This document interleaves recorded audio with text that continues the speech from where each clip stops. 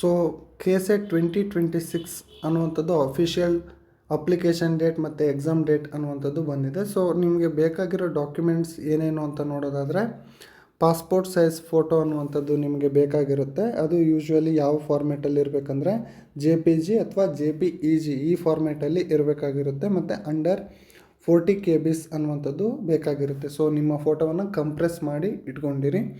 ಹಾಗೆಯೇ ಸಿಗ್ನೇಚರ್ ಅನ್ನುವಂಥದ್ದು ಬೇಕಾಗಿರುತ್ತೆ.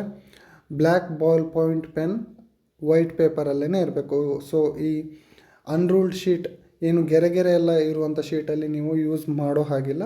ಪ್ಲೇನ್ ಆಗಿರೋ A4 ಶೀಟನ್ನು ಯೂಸ್ ಮಾಡಿ ಅದರಲ್ಲಿ ನಿಮ್ಮ ಸಿಗ್ನೇಚರನ್ನು ಹಾಕಿ ಅದರ ಫೋಟೋವನ್ನು ಕಂಪ್ರೆಸ್ ಮಾಡಿ ಇಟ್ಕೊಳ್ಳಿ. ಹಾಗೆಯೇ ಲೆಫ್ಟ್ ಥಂಬ್ ಇಂಪ್ರೆಷನ್ ಅನ್ನುವಂಥದ್ದು ಬೇಕಾಗಿರುತ್ತೆ, ಅದು ಸ್ಕ್ಯಾನ್ಡ್ ಆಗಿರುವಂಥದ್ದು.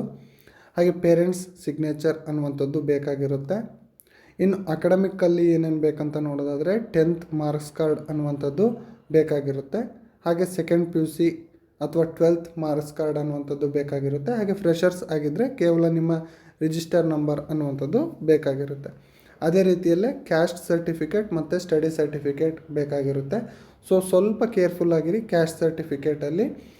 ಇದರಲ್ಲಿ ನಿಮಗೆ ಕೇವಲ PDF ಅಪ್ಲೋಡ್ ಮಾಡೋದಕ್ಕೆ ಕೇಳೋದಿಲ್ಲ, ಕೇವಲ RD ನಂಬರನ್ನು ಕೇಳ್ತಾರೆ. ಸೊ RD ನಂಬರ್ ಅನ್ನುವಂಥದ್ದು ಎಕ್ಸ್ಪೈರಿ ಅನ್ನುವಂಥದ್ದು 5 year ಆಗಿರುತ್ತೆ. ಸೊ ಸ್ವಲ್ಪ ಕೇರ್ಫುಲ್ಲಾಗಿ ಅಬ್ಸರ್ವ್ ಮಾಡಿ ನೋಡಿ ನಿಮ್ಮ ಕ್ಯಾಸ್ಟ್ ಸರ್ಟಿಫಿಕೇಟ್ ಅನ್ನುವಂಥದ್ದು ಎಕ್ಸ್ಪೈರಿ ಹತ್ತಿರ ಏನಾದರೂ ಬಂದಿದೆಯಾ ಅಂತ ಹೇಳಿ. ಇಲ್ಲಾಂದರೆ ನಿಮ್ಮ ರಿಸರ್ವೇಷನ್ ಏನಿದೆ ಅದು ಕ್ಲೈಮ್ ಆಗೋದಕ್ಕೆ ಕಷ್ಟ ಆಗುತ್ತೆ. ಹಾಗೆ ಡಾಕ್ಯುಮೆಂಟ್ ಕೂಡ ರಿಜೆಕ್ಟ್ ಆಗುತ್ತೆ ಆಟೋಮೆಟಿಕಲಿ ಯೂಶ್ವಲ್ ಕೇಸಸಲ್ಲಿ. ಸೊ ಕ್ಯಾಸ್ಟ್ ಸರ್ಟಿಫಿಕೇಟಲ್ಲಿ ಸ್ವಲ್ಪ ಕೇರ್ಫುಲ್ಲಾಗಿರಿ.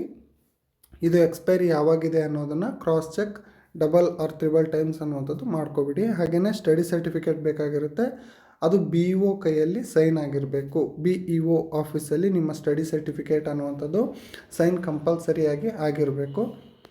ಅದೇ ರೀತಿಯಲ್ಲಿ ನೀವು ಅಕಸ್ಮಾತ್ ಹೈದರಾಬಾದ್ ಕರ್ನಾಟಕ ರೀಜನ್ಗೆ ಸೇರಿದವರಾಗಿದ್ದರೆ 371 ಸರ್ಟಿಫಿಕೇಟ್ ಏನಿದೆ ಅದು ಬೇಕಾಗಿರುತ್ತೆ ಆ ರೀಜನ್ನಿನ ಸ್ಟೂಡೆಂಟ್ಸಿಗೆ.